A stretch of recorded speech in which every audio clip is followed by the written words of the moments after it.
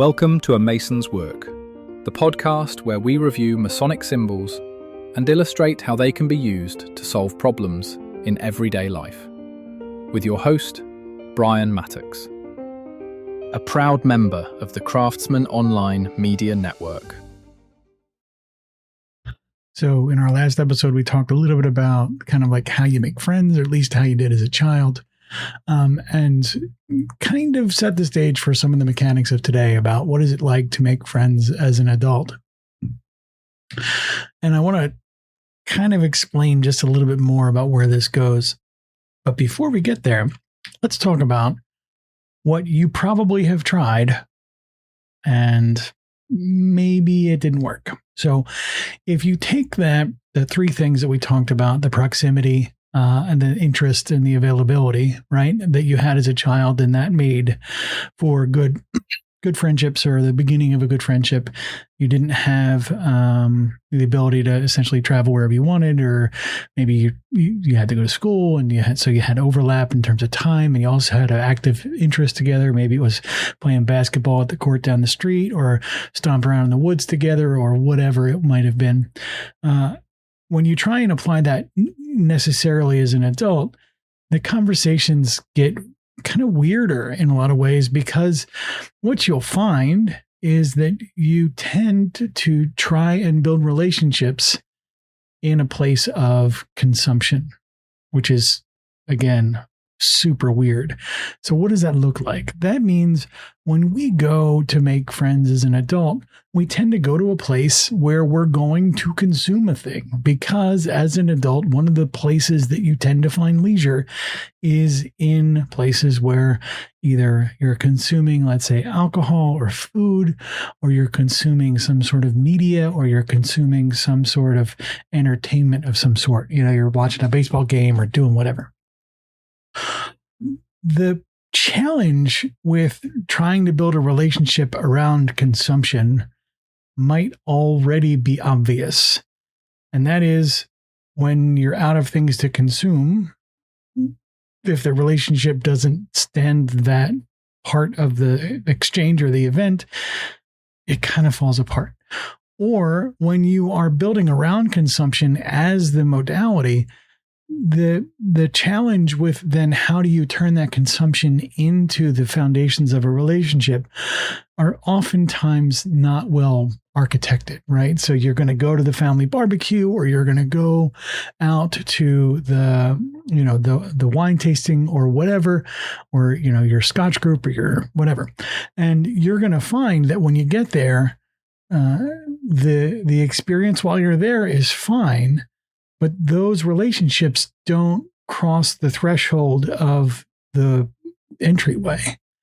You have a good relationship in that consumption, or while you're doing that behavior, and then outside, it just sort of magically stays stuck, like a vampire who never gets invited into the house. And so, like a vampire that never gets invited to the house, there's a key operation here that really is required to take a relationship and help it cross some of these consumptive thresholds, and that is the invitation. So inviting folks to participate or do things or engage outside of that domain of consumption is a reasonable step one. Now, it doesn't replace building relationships not based on consumption. We'll get to that later. When you start to take a relationship that has this kind of consumptive capacity to it, or nexus of the behaviors and interactions, helping it cross thresholds from one place to the other is done by invitation. In relationships that start to develop, you will find yourself invited to things. We'll talk about kind of how to work that a little bit. And we've talked about in other episodes about boundary setting and things like that. It is entirely okay to say, no, I really am not interested in, that activity, whatever that might be, but I'm interested in these other activities. Maybe we can find a way to spend time or begin developing a relationship or interact outside of this consumptive location in this other way. It is entirely okay for you to offer, hey, I'm going to do this other thing. You seem like somebody that I would enjoy hanging out with. Why don't we go do that and see what happens? That is the beginning of how you cross those thresholds so that your trip to the baseball game doesn't stay at the baseball game and it starts to cement and build relationships. And again, one of the big benefits here of doing this sort of broadly is that it gets you the beginning of a network of people that you can start building relationships with, start, managing your on and off kind of recovery and rest cycles. You might be able to find folks that have a professional similarity and you can build a relationship there. I don't know that we need to talk too much about the benefits of building relationships, but in case you're curious, because you can't do it all alone, the more relationships you have, the more avenues into expertise and other connections into the world that you have. So strengthening your network is truly in your best interest in terms of surviving, thriving, and growing. We'll talk a little bit more about how to make non-consumptive relationships in the next episode. The views represented in this podcast are those of the speaker alone and are not representative of any grand or subordinate lodge.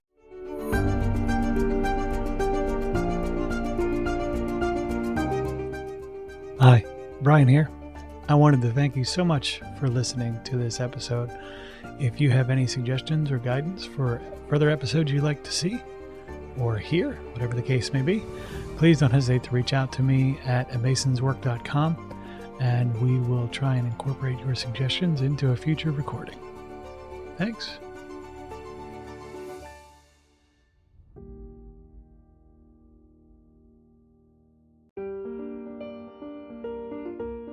Freemasonry teaches us that the true work is within, a lifelong journey of reflection, discipline, and discovery.